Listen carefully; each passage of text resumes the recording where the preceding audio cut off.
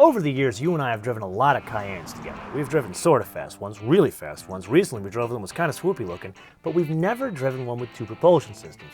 So let's go ahead and fix that and do it in a really beautiful place, but sadly one sort of behind enemy lines, where by law, you are only allowed to drive either a car with really funky looking brake calipers or a Subaru.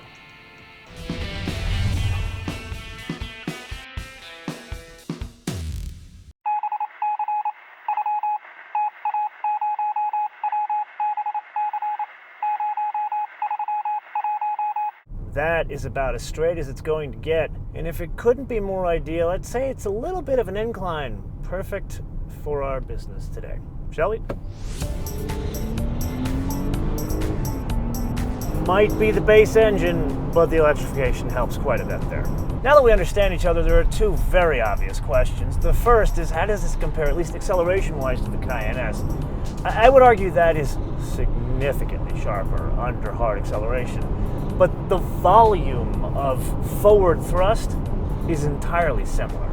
And then there's that very pesky issue of weight differential, which is following along in that trend that we've been seeing in hybrids as of late.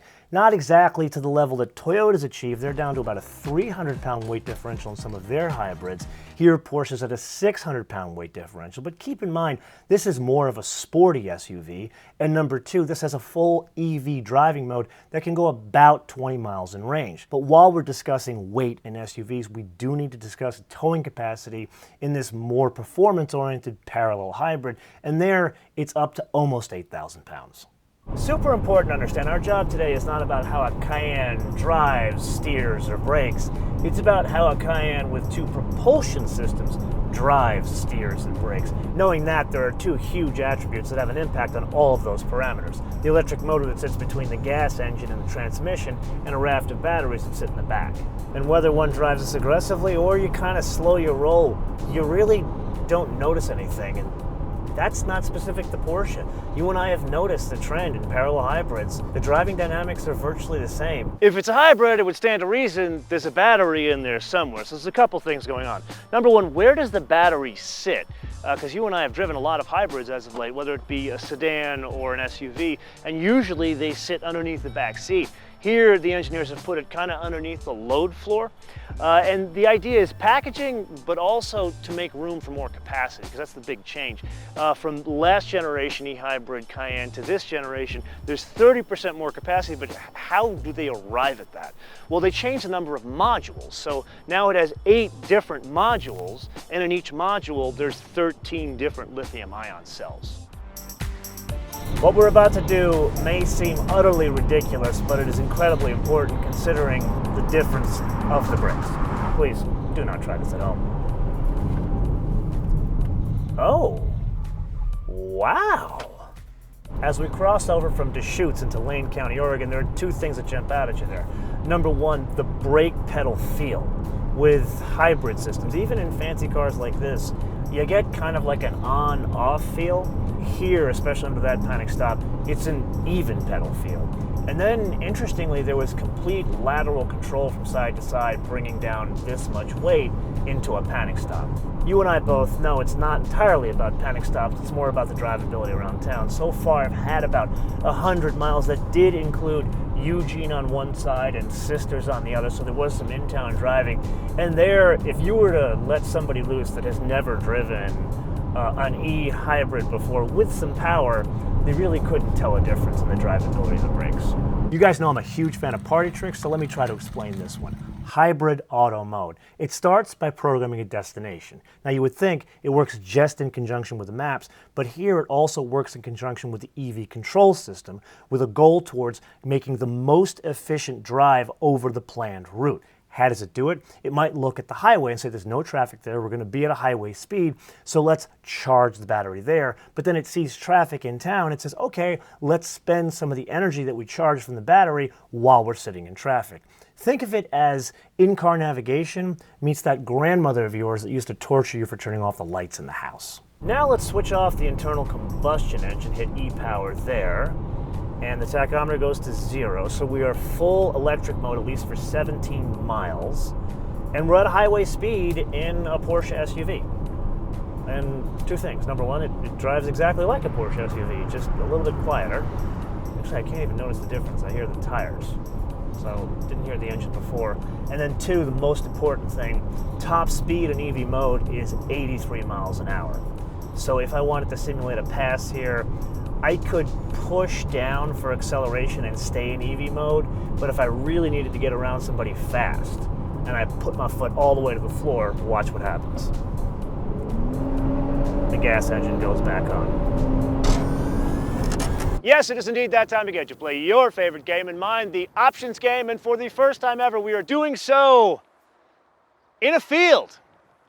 But a field in stunning Deschutes County, Oregon. So, moving on to today's contestant, 2019 Cayenne E Hybrid for a base price of $79,900. To that, we add a stunning shade of Biscay Blue Metallic for $800. Now, here's where things start to go a little bit wrong. The standard black and beige interior, beige, costs extra, $390. Then we have to add the adaptive air suspension with PASM, rather important, $2,170. Then we add Porsche dynamic chassis control. I've told you in many Cayenne episodes, this should not be optional, but it is $3,590. Very important for a 5,000-pound vehicle with SVI propulsion systems. The 20-inch Cayenne design wheels, which not attractive on this one. Maybe one should get the turbo style wheels, but these are maybe half price at $1,720. The summer tires for said wheels are free. Then there is an odd option in a 7.2 kilowatt hour onboard charger. Why this is optional in an $80,000 vehicle, I have no idea. It basically makes the car charge faster, and it's $840. Amber side markers, $0. Then there's a premium package, which adds things like ambient lighting, lane keep assist, the Bose stereo system, comfort access, power seats. That is $6,610.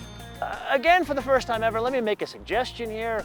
Perhaps you take that budget and put it towards the Burmester stereo, much higher return on investment. Then in a very odd turn of events, we had nothing else, which means this is an unusually sparsely equipped vehicle.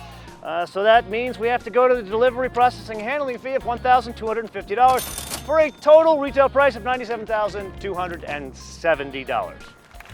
A veritable bargain for a Cayenne. Now, whoever set this specific car up was clearly prudent because they went with the smaller 20-inch wheels, which has the most impact on the steering, not the propulsion system. Yes, these wheels, they ain't pretty, yet they maintain the composure of the steering and by association keep the ride quality intact, at least over the prettier 21 and 22-inch wheel option. Now, even though they are terrible to drive, I will fully admit the bigger wheels look so much better on any Cayenne. Before we go any further, something incredibly important to discuss. Previous generations of the Cayenne Hybrid couldn't be fitted with the Porsche Dynamic Chassis Control System we talked about in the options game. Now, I have told you in many episodes that that system is transformative in terms of driving dynamics of these sporty, larger SUVs. Now, there's another option that is available in this derivation that wasn't available previously, and that's the four-wheel steering. Sadly, the car we're driving today is not fitted with it, but there's still yet one more option. Now, this one wasn't available in the previous generation, and guess what? It's not available in this generation. It's the Porsche Torque vectoring system. So I'm going to turn this one around to you guys. Is that a huge deal breaker for the parallel hybrid system? Let me know yes or no, why or why not, in the comments below or via our social media, MotoMan TV on Word, MotoMan TV on Word, Facebook, Twitter, and Instagram. Yes, most parallel hybrids, especially fancy ones, have a setting in which you could switch off the electrical system. So you can save the electric for, say, driving in town, and then use the gas engine for situations like this. Now, there's another setting which I don't entirely understand, and what that does is it holds the power as well, but it also charges. I thought that's what e-hold was supposed to do. So if we want to charge while we're holding the power to get to the Communist Republic of Eugene, we have to hit to e-charge. And now we're topping up the battery as we're driving. In previous Cayenne episodes, I have told you unequivocally the S derivation is the Goldilocks choice. It is the most balanced Cayenne on offer, therefore the one I would have. However, today I learned two unexpected things. Number one, I spoke to one of the Porsche engineers and learned those tech options we talk about in the options game, it turns out the take rate is much higher for those in the hybrids than in the S's or even in the turbos. Then second, and probably more important, I fully did not expect the dynamics to be this close to an S when one grafts a second propulsion system onto a Cayenne. Which leaves us with the obvious question, will either one of these retain the Goldilocks balanced crown of the Cayenne world moving forward? Maybe something we have to revisit in the future, sooner or maybe later. Until I see you next time, be später.